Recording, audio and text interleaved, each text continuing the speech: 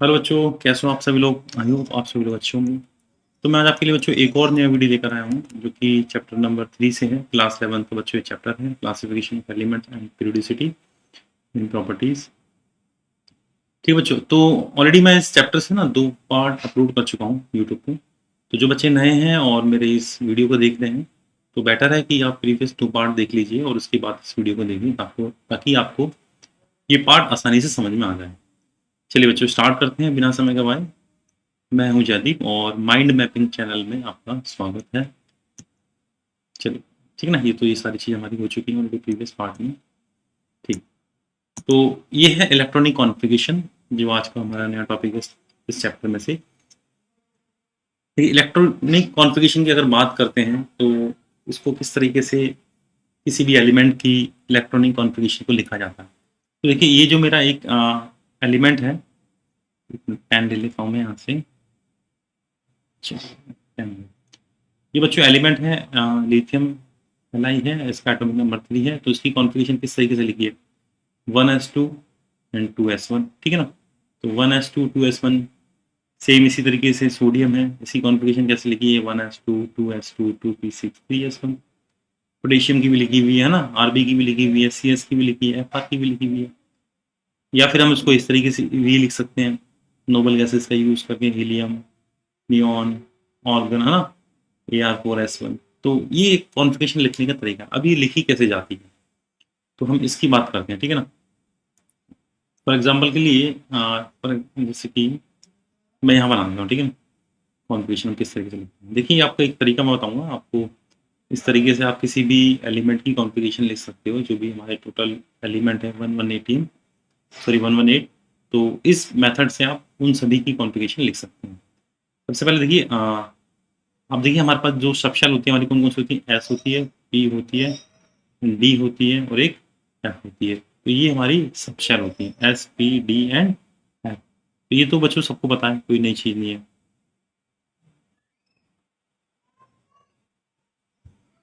चलिए ना। तो एस होती है, पी होती है, डी होती है और एफ होती है। तो एस की अगर बात, तो सपोज करिए इसका मैंने 1 नंबर से स्टार्ट कर लिया, इसको 2, इसको 3 एंड इसको 4 से स्टार्ट हो रहे हैं। तो आप सब जानते हैं एस में हम मैक्सिमम 2 इलेक्ट्रॉन भर सकते हैं, पी में मैक्सिमम हम 6 इलेक्ट्रॉन और डी में 10, एफ में 14 इलेक्ट्रॉन। ये हम मैक्सिमम भर सकते हैं इन सभी सब शेल में। ये कोई नई चीज़ नहीं, ठीक है।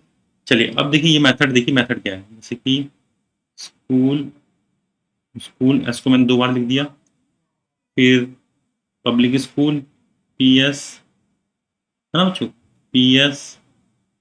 ठीक है। फिर नेक्स्ट जो रो में हम लिखेंगे डीपीएस, बच्चों डीपीएस। ठीक है। अब बच्चों नेक्स्ट जो हमारी बची उसमें लिखेंगे, अब एफ आएगा क्योंकि हमने एस भी यूज कर लिया, पी भी यूज कर लिया, डी भी यूज कर लिया। अब आएगा बच्चों F D P S, F D P S. ठीक है। फिर हम क्या करेंगे बच्चों, इनकी नंबरिंग कर देंगे। देखो एस का नंबर हमारा 1 से स्टार्ट हो रहा है, तो 1 से एस का स्टार्ट करेंगे, 1 2 3 4 5 6 7 एंड 8। चलिए एस की नंबरिंग कर दी। अब पी की नंबरिंग करेंगे, तो पी का नंबर जो है हमारा 2 से स्टार्ट हो रहा है, तो यहाँ भी हम 2 से ही स्टार्ट करेंगे। तो 2 3 4 5 6 एंड 7, जहाँ भी मेरा पी है। ठीक है ना। चलिए अब मेरा नेक्स्ट बचा बच्चों डी। डी की नंबरिंग मेरी 3 से स्टार्ट होता है, हम यहाँ भी 3 से स्टार्ट करेंगे। 3 4 5 एंड 6। अब बचा एफ। एफ की 4 से स्टार्ट है, तो यहाँ भी 4 से स्टार्ट करेंगे, 4 एंड 5। तो यहाँ तक तो मेरे हिसाब से आपको कहानी समझ में आ गई होगी। ठीक है ना। अब देखिए बात करते हैं इलेक्ट्रॉन हम कितने भर सकते हैं। एस में मैक्सिमम 2 भर सकता हूँ, पी में मैक्सिमम 6 भर सकता हूँ, डी में मैक्सिमम 10 और एफ में 14। तो ये इस तरीके से हो गया। अब सपोज करनी है मुझे एल आई की कॉन्फ़िगरेशन लिखनी है लिथियम की। तो मैं यहीं पे लिखता हूँ लिथियम की कॉन्फ़िगरेशन क्या होगी बच्चों, बस सिंपल यहाँ से स्टार्ट कर दीजिए। 1s है ना, तो उसके 1s के बाद क्या आ रहा है, 2s आ रहा है। तो लिथियम का एटॉमिक नंबर कितना होता है, 3 होता है। 3 के हिसाब से यहाँ पे डिस्ट्रीब्यूट कर दीजिए इलेक्ट्रॉन को। तो 3 यानी 1s में मैक्सिमम 2 भर सकता हूँ, और बचा कितना, 1, तो 2s में कितना आ गया, 1 आ गया। तो देखिए हमने लिथियम की कॉन्फ़िगरेशन रख ली इसी तरीके से, आप देख सकते हो 1s2 एंड 2s1, ठीक है ना। फिर सोडियम की भी हम इसी तरीके से लिख सकते हैं, 11 होता है। यहाँ से स्टार्ट कर दीजिए एकदम सिंपल वे में, 1s 2s 2p 3s, इसी सीक्वेंस में आप लिखोगे एक के बाद एक किसी भी कॉन्फ़िगरेशन को। देखो सबसे इसका करने का तरीका, सबसे पहले आप इस सीक्वेंस में लिख लीजिए, 1s आएगा, उसके बाद 2s आएगा, 2p आएगा, फिर 3s आएगा, 3s के बाद 3p आएगा। इसी तरीके से हम करते जाएंगे। फिर जितना ही उसके एटॉमिक नंबर है उसी के हिसाब से हम maximum number of electron fill कर देंगे। और लास्ट वाले में हम मिनिमम कितना भी कर सकते हैं, लेकिन मैक्सिमम हम उतना ही करेंगे जितनी उसकी लिमिट है। जैसे एफ की लिमिट 14 है, डी की 10 है, और पी की 6 है, और एस की लिमिट कितनी, मैक्सिमम 2 है। अब ठीक है, तो मैं सोडियम की भर के दिखाता हूँ आपको इसी तरीके से। सबसे पहले 1s आएगा, फिर 2s आएगा, फिर बच्चों 2p आएगा, फिर 3s आएगा, और आगे भी भर सकते हैं, लेकिन पहले एक बार देख लेंगे कि हमने यहाँ पे हमारे पूरे इलेक्ट्रॉन भर जाएंगे यहाँ तक। 11 जो है हमारे, एस में मैक्सिमम 2 भर सकता हूँ, फिर अगेन एस में 2 भर सकता हूँ, पी में मैक्सिमम कितने भर सकता हूँ, मैं 6 भर सकता हूँ। तो अभी हमने टोटल कितने इलेक्ट्रॉन फिल कर दी 11 में से, 2 एंड 2 4 एंड 4 और 6 10, 10 हमने भर दिए, 11 हमें भरने हैं, तो अभी एक और बचा, तो एक भर दिए यहाँ पर। तो इस तरीके से हमने Na की कॉन्फ़िगरेशन की। तो यही तरीका है, इसी तरीके से हम जितने भी हमारे एलिमेंट हैं 118, उन सभी की कॉन्फ़िगरेशन हम इसी तरीके से हम कर सकते हैं, ठीक है ना। तो इसमें कुछ ऐसा नहीं है, बस आपको इतना पता होना चाहिए कि मैक्सिमम इलेक्ट्रॉन में कितने भर सकता हूँ, और ये आपको मेथड आना चाहिए करने का। देखिए बुक में आपको थोड़ा डिफरेंट दे रखा है, बट ये मेरे को ईजी लगता है, इसलिए मैंने आपको ये समझाया, ठीक है ना। चलिए अब बात करते हैं, देखिए इलेक्ट्रॉनिक कॉन्फ़िगरेशन तो हमने अभी समझ ही ली। एंड टाइप ऑफ एलिमेंट, किस टाइप के एलिमेंट होते हैं बच्चों, एस ब्लॉक होते हैं, S S P D and F block, ये सारे हमारे इसी टाइप के एलिमेंट होते हैं, ठीक है ना। तो ये पीरियोडिक टेबल है, ये इतना जो पार्ट होता है ये मेरा पूरा एस ब्लॉक का पार्ट होता है। चलिए बच्चों अब इसको एक बार पढ़ लेते हैं। देखो वो मैं आपको एक चीज बताऊँ, देखो ये जो कॉन्फ़िगरेशन है, इसी कॉन्फ़िगरेशन के बेस पे आप पता कर सकते हो कि आपका जो एलिमेंट है पीरियोडिक टेबल में किस ग्रुप का है, किस ब्लॉक का है, और किस पीरियड का है।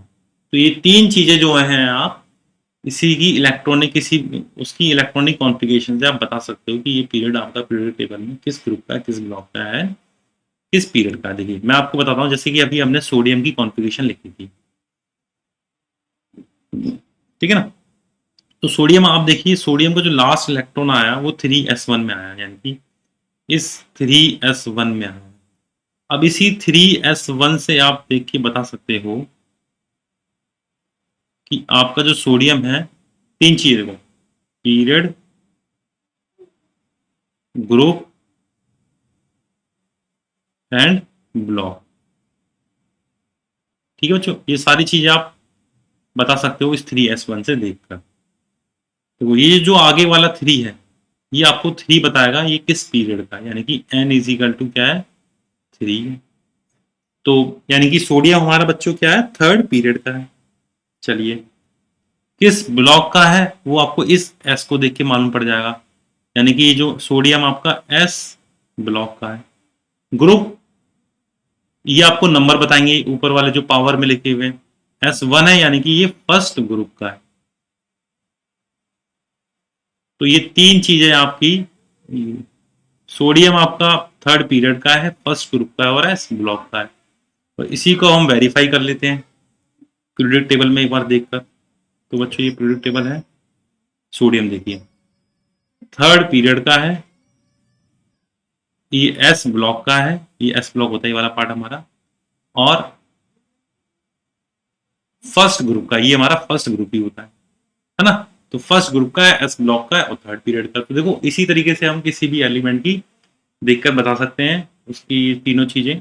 बट इसमें कुछ एक्सेप्शन भी होते हैं, उन एक्सेप्शन को अब हम डिटेल में एक एक करके पढ़ेंगे, ठीक है। तो एस ब्लॉक में कुछ ज्यादा एक्सेप्शन नहीं होते हैं। तो देखिए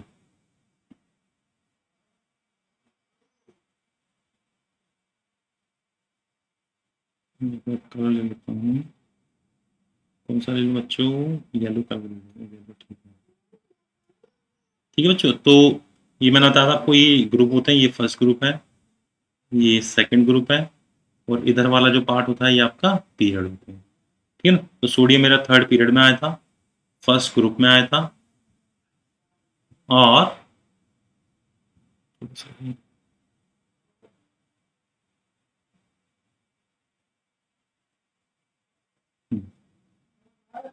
थर्ड पीरियड में आया था, first group and S block, ये तीनों चीज हमने सोडियम की बताई थी, तो ये चीज हमारी वेरीफाई होगी। तो कॉन्फ़िगरेशन आपने देखा, कॉन्फ़िगरेशन हमारी कितनी इंपॉर्टेंट है, इसी कॉन्फ़िगरेशन के बेस पे ही हम किसी भी एलिमेंट की उसकी लोकेशन बता सकते हैं। ठीक है ना, चलिए वही चीज सारी इसमें लिखी हुई, the element of group one इसको हम बोलते हैं alkali metal, and group two इसको हम बोलते हैं alkaline earth metal which have NS1 and NS2 outermost electronic configuration belong to the S block element।